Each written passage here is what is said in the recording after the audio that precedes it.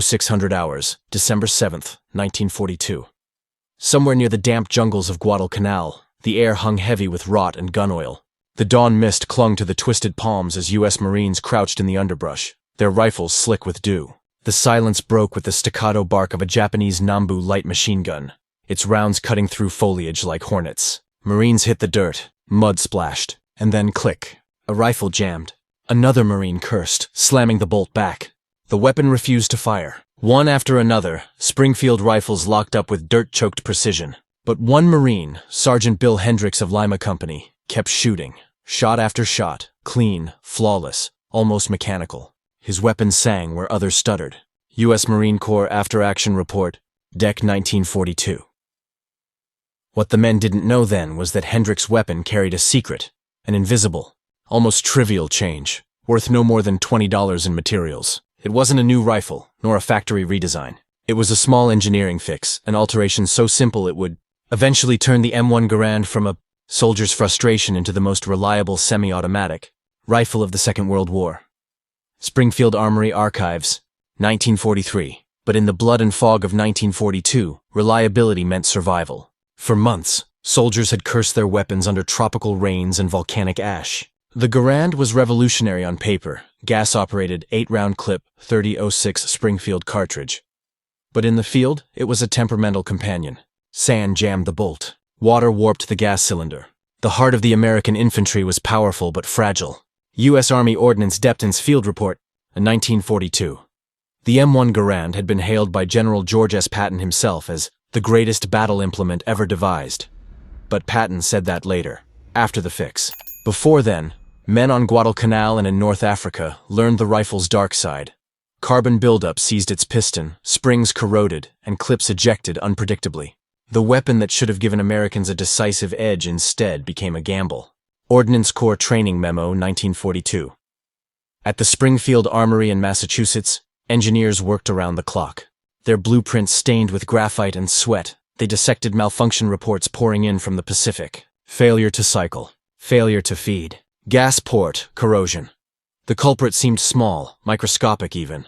But every jam meant another life lost. In the armory's test pits, rifles were fired until barrels glowed. Metal hissed under rainwater. Somewhere among the sparks and smoke, one man noticed something others overlooked. Springfield Armory Test Log, Nov. 1942. His name was John Garand.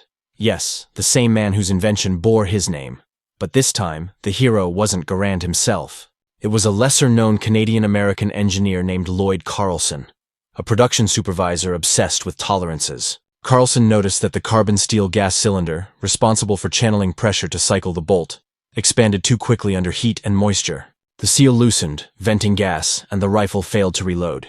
To fix it, Carlson proposed a simple sleeve insert and a change in alloy composition, materials worth roughly $20 per rifle. His colleagues dismissed it as unnecessary. Too minor to matter, they said. But Carlson persisted. Engineering Change Proposal, Novra 184B, Springfield Armory, 1942. Meanwhile, the front lines groaned under the Garand's inconsistencies. In Tunisia, soldiers of the 1st Infantry Division, the Big Red One, found themselves stripped of their advantage in firepower when dust storms rolled in. "We had automatics that choked like carburetors," wrote one corporal in his diary. But the Krauts Mausers, they kept cracking. Personal Diary, U.S. Infantry, Tunisia, Feb 1943. The Ordnance Corps sent back crates of damaged rifles. Each told the same story. Heat warping, gas loss, corrosion. Carlson's $20 sleeve idea reached the Army's testing board almost by accident. Filed under Experimental Component B10. When fitted and sealed, the modified cylinder maintained pressure even after 10,000 rounds in simulated jungle conditions. No warping, no jams. Army Field Test Report, Aberdeen Proving Ground, Jan. 1943. Back on Guadalcanal, word spread through the ranks that new Garands were coming. Stronger, smoother, meaner. Marines didn't believe it. They'd heard promises before. But when replacements arrived in spring 1943, the difference was immediate. Rifles that once failed after 2 magazines now cycled flawlessly through entire patrols. You could bury it, dig it up, and it'd still fire, one Marine recalled. U.S. Marine Oral History Project, 1946. Across the Pacific, Japanese infantry noticed the change too. Americans' rifles do not stop. wrote one officer in his captured diary. They fire as fast as machine guns. Our men fear the ping.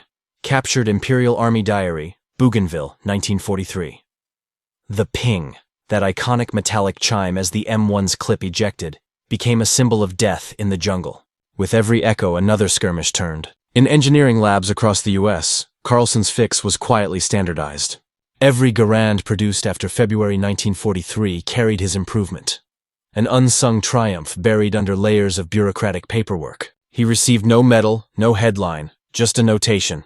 Component design improved. Cost, 1987. Springfield Procurement Ledger, 1943. By mid-1943, the United States was arming over 3.5 million troops across 4 continents. Each man carried a weapon that could fire 8 rounds in rapid succession. Semi-automatic, gas-operated, and now nearly indestructible. In North Africa, it outclassed the bolt-action Mauser 98K. In the Pacific, it endured the salt, sand, and monsoon. And in Italy, it stormed through mud-soaked vineyards where rifles that jammed were death sentences. U.S. Army Quartermaster Bulletin, 1944. But the transformation was more than mechanical. It was psychological. Soldiers began to trust their weapons again. Letters home shifted from complaint to confidence. The rifle became part of the man, an extension of his will. You could depend on her, one infantryman wrote, more than the weather, more than luck. Infantryman Letter Anzio, 1944. In battlefield reports, commanders noted the difference in rhythm. Units armed with the modified Garand maintained sustained fire even under heavy mud and rain. Enemy snipers who had once exploited reload pauses now found none. The tempo of American infantry combat changed, measured not by hesitation, but by precision. Operation Summary, 3rd Infantry Division, 1944.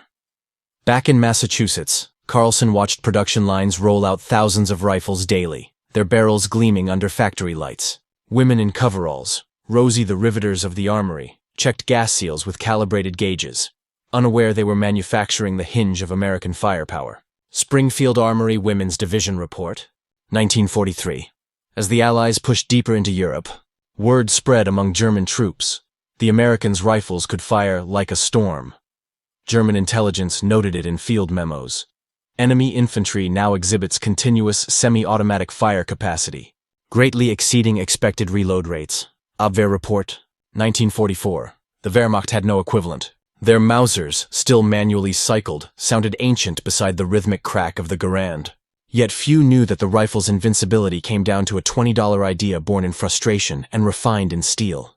A minor metallurgical adjustment that altered the rhythm of global warfare. The engineers at Springfield had turned a weakness into a weapon, and a rifle into a legend. But the full story of how this modest innovation reshaped the U.S. Army's battlefield dominance, how it translated into decisive victories across oceans and continents, was still unfolding. Because while the enemy struggled to understand how American rifles fired endlessly without faltering, deeper within the Ordnance Department, Carlson's small innovation was already inspiring something even more ambitious, a system of reliability engineering that would redefine military technology itself. And in the next chapter of the war, when everything depended on firepower under impossible conditions, that $20 fix would prove not just clever, but decisive. February 10, 1943, Aberdeen Proving Ground, Maryland. Snow crusted the test range, muffling the rhythmic crack of rifles echoing across the white expanse. Engineers stood behind reinforced glass, clipboards in hand, watching a line of M1 Garands firing in synchronized bursts. Steam rose from barrels. After hundreds of rounds, none jammed, not one. Lloyd Carlson's $20 fix had turned theory into fact. Ordnance Test Report, Aberdeen Proving Ground, Feb 1943. The modification was deceptively simple. A re-engineered stainless steel gas cylinder sleeve, slightly thicker, 0.04 inches, and made of chromium molybdenum alloy instead of carbon steel. It resisted warping under heat and sealed better against expanding gases. When the rifle fired, the piston's pressure curve remained constant. 8 rounds cycled flawlessly. The rifle had finally become what John Garand envisioned, a semi-automatic weapon that could fire in the mud, rain, or snow without faltering. Technical Manual TM 91275, 1943. Carlson's redesign also adjusted the gas port diameter from 0.079 to 0.084 inches, compensating for carbon buildup without overpressuring the bolt. In engineering terms, it was elegant simplicity. In battlefield terms, it was divine intervention. Every adjustment, each fraction of a millimeter, was documented with obsessive precision. Tolerance is the difference between life and death, Carlson reportedly told his machinists. Springfield Armory Engineering Log, 1943. While the world never knew his name, Carlson's work rippled across every assembly line in America. The Springfield Armory and Winchester factories adapted immediately, producing over 100,000 improved Garands per month. Each rifle underwent a new endurance test, 20,000 rounds in mud, rain, and simulated saltwater before final approval. Rejected barrels were scrapped, melted, and recast. Perfection became policy. Bureau of Ordnance Production Report, Mar 1943. On the battlefield, that precision translated into dominance. In the hills outside Gela, Sicily, July 10, 1943, the 1st Infantry Division made its amphibious landing under fire from entrenched Italian and German defenders. As the ramps of the landing craft dropped, chaos erupted. MG-42s shredded the shoreline, kicking sand into red mist. Men stumbled forward through surf and blood. But their rifles, Carlson's Garands, did not fail. Through wet sand, through grit, through chaos, they fired again and again. Operation Husky Landing Report, 1st Infantry Division, July 1943. Enemy reports captured the shock. Amerikaner schießen ohne Pause, one German lieutenant scribbled. They shoot without pause. Captured German Field Diary, Sicily, 1943. To Wehrmacht officers used to the slow bolt-action rhythm of the Mauser 98K, this new tempo felt alien, unnatural.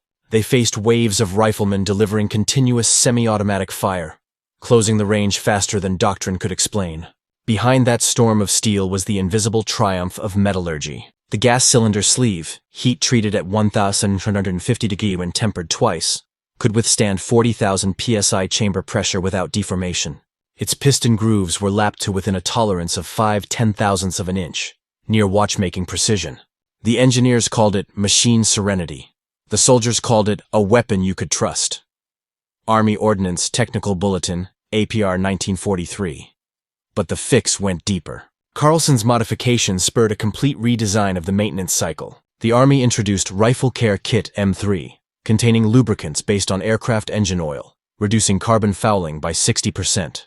The Garand now ran cooler and cleaner. Combined with the sleeve improvement, it could fire 2,000 rounds before requiring field cleaning, a tenfold increase from 1942 models.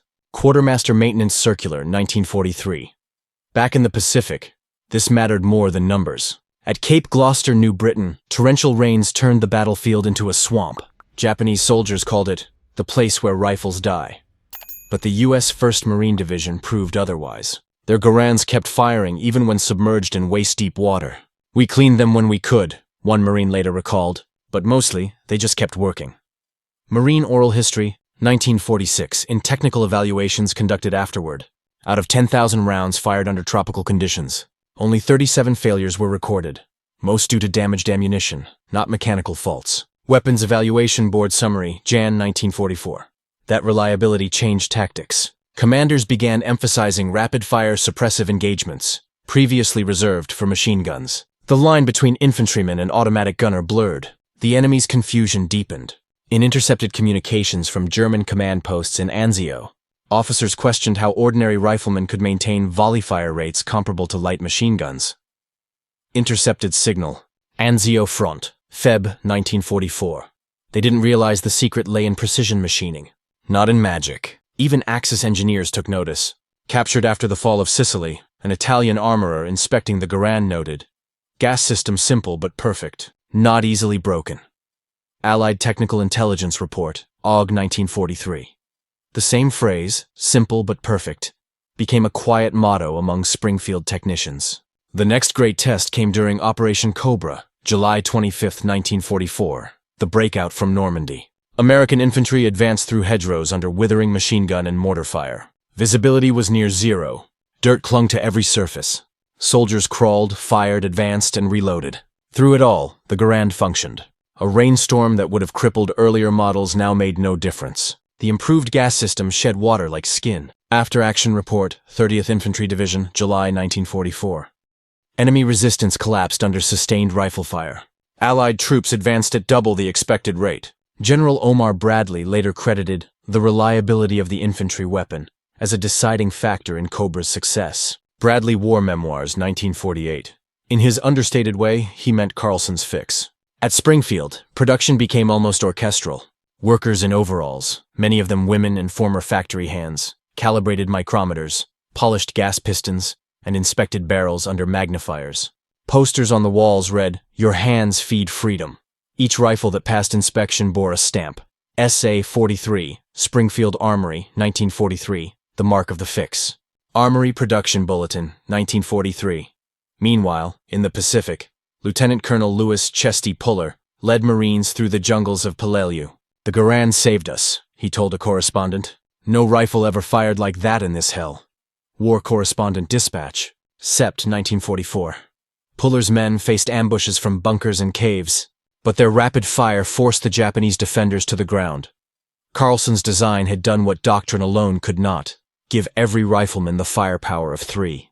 The Ordnance Department knew the magnitude of the achievement, but couldn't publicize it. War secrecy forbade acknowledging specific engineering breakthroughs. Carlson received a quiet commendation and a promotion to Chief of Metallurgical Applications. His only recorded statement: "It was never about glory. It was about getting them home alive." Personnel file. Springfield Armory, 1944. The Germans, desperate to match American firepower, rushed production of the Gewehr 43, a semi-automatic rifle based partly on captured Garands. But their metallurgy couldn't match American steel quality. Their rifles warped, jammed, and overheated. The enemy copied the form, one U.S. engineer said, but never the spirit. Army Intelligence Brief. DEC, 1944. By late 1944, U.S. troops across France and the Philippines were unified by one shared trust: their rifles. Soldiers spoke of them with reverence. They slept beside them, cleaned them religiously, and named them like comrades.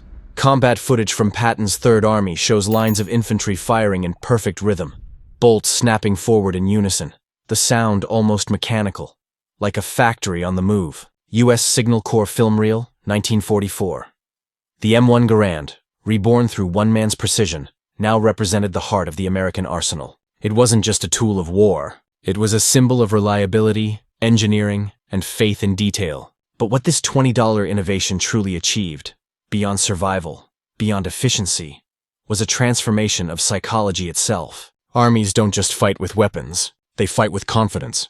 And in 1944, confidence became an American monopoly. Yet as the war neared its brutal climax and engineers looked ahead to post-war doctrine, few realized that Carlson's philosophy of reliability would echo far beyond rifles, into tanks, aircraft, and even the nuclear age. Because in modern warfare, it wasn't the biggest gun that won. It was the one that always fired. March 1945. The Rhine River glimmered under a cold gray dawn as Allied forces prepared to cross into Germany. Engineers assembled pontoon bridges under artillery fire, and riflemen crouched in shallow trenches, Garands across their knees, metal slick with frost. Smoke drifted low, tasting of oil and cordite. When the order came, "Advance!" the rifles barked to life in perfect rhythm. No jams, no hesitation, just a clean, steady fire. After-action report. 9th Armored Division, Mar, 1945. By now, every soldier on the Western Front carried the legacy of Lloyd Carlson's $20 fix. The modification, once buried in the appendices of an engineering memo, had altered the psychology of war itself. Trust flowed from machine to man. Where other armies feared the weakness of their tools, American soldiers carried confidence like armor. U.S. Strategic Bombing Survey, 1946. That confidence was measurable. From Normandy to the Rhine, Ordnance Corps field data showed a 97% operational reliability rate for M1 rifles in all climates, a figure unmatched by any other major weapon of the war. Ordnance Statistical Digest, 1945. German Mauser rifles, by contrast, averaged 83% under combat conditions. To a single soldier, that difference was invisible. To an army of millions, it was destiny.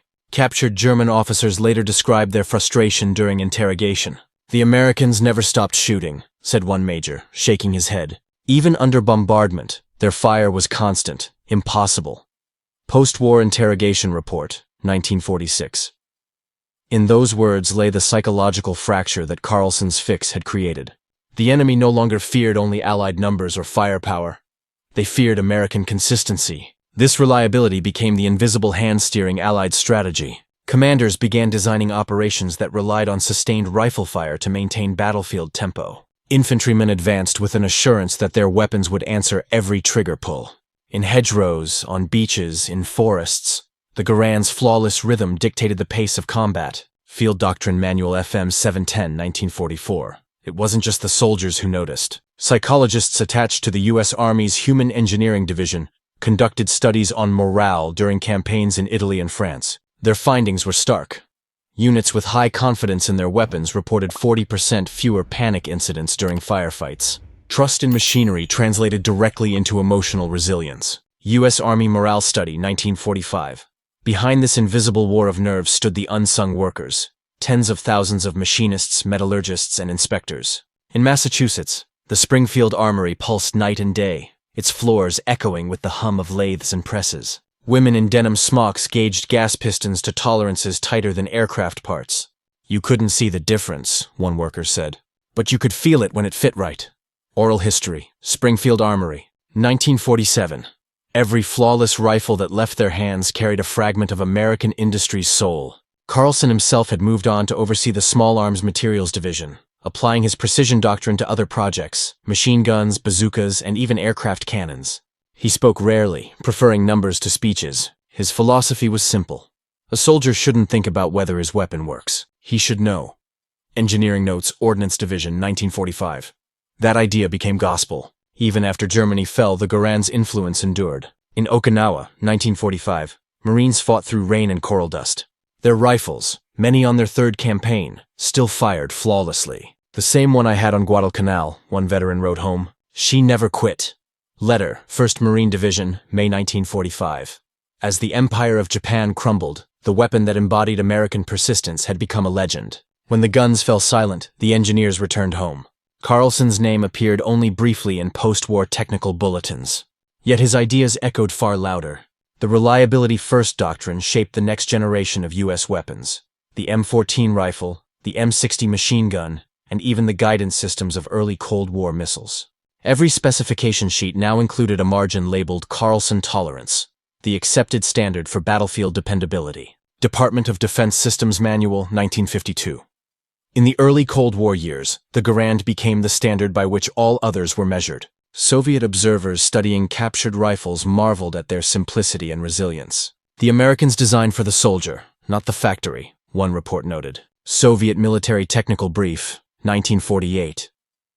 That observation captured the philosophical divide that would define decades of weapons development. But perhaps the greatest legacy of Carlson's $20 fix was psychological. For generations of veterans, the Garand symbolized trust in American ingenuity, a bond between worker and warrior. Soldiers who had carried it across continents would hand it down to sons and grandsons, still gleaming, still firing true. The rifle became a relic of faith in detail, a machine built not merely to kill, but to endure. Smithsonian Veterans Collection, 1957. At the U.S. Army Infantry School, instructors used the Garand as a case study. They taught young officers that reliability was not a byproduct of innovation. It was the foundation of it. A weapon could be powerful, fast, even revolutionary. But if it failed under stress, it failed the man who held it. Carlson's fix became a moral lesson disguised as metallurgy. Army Training Circular, 1949. In 1951, when the Korean War erupted, tens of thousands of M1 Garands, many stamped with SA-43, were pulled from storage and issued anew. They performed flawlessly in sub-zero winters and mountainous terrain. Reports from the Chosin Reservoir describe soldiers thawing rifles beside fires, then resuming combat without a single jam. Cold took everything, one veteran said, except the Garand. Korean Warfield Report, 1951. Even in the frozen heart of Asia, Carlson's $20 idea kept firing. As the 20th century marched on, the philosophy behind that small fix transcended rifles. Engineers designing the first American jet engines referenced fail-safe tolerance standards, derived from ordnance protocols. NASA's early missile programs borrowed Springfield's precision documentation process. The logic was simple. In war, in space, in anything critical, failure wasn't an option, because someone's life depended on it. U.S. Air Force Systems Engineering Handbook, 1959. Carlson retired quietly in 1956. He refused interviews, declining even a photo for the Armory's historical archives. When asked about his most significant contribution, he reportedly smiled and said, "A rifle that works." Springfield Armory Oral History. 1960. He died in 1962. His name largely forgotten outside ordnance circles. But his philosophy remained, engraved not in marble, but in steel. Today, historians and collectors still marvel at the M1 Garand's balance. Its 8-round ping, its precision, and its resilience. Few know that its perfection was born not from a grand invention, but from a $20 correction. A minor metallurgical insight that rippled across decades, from muddy jungles to frozen ridges to the moonshot era of American engineering. National Archives Technical Review, 1975. Every rifle that fired on Normandy's beaches, every soldier who trusted his weapon in a foxhole, carried a fragment of that unseen genius. Carlson's fix had done more than save lives. It had redefined the relationship between man and machine. And so the story ends where it began, in the hands of ordinary soldiers gripping steel that never failed them. Amid smoke and thunder, they found constancy in the click of a bolt and the certainty of a trigger pull. War isn't just fought with courage, an old veteran once said, staring at his weathered rifle. It's fought with trust. Trust in the men beside you, and in the machine that fires when it should.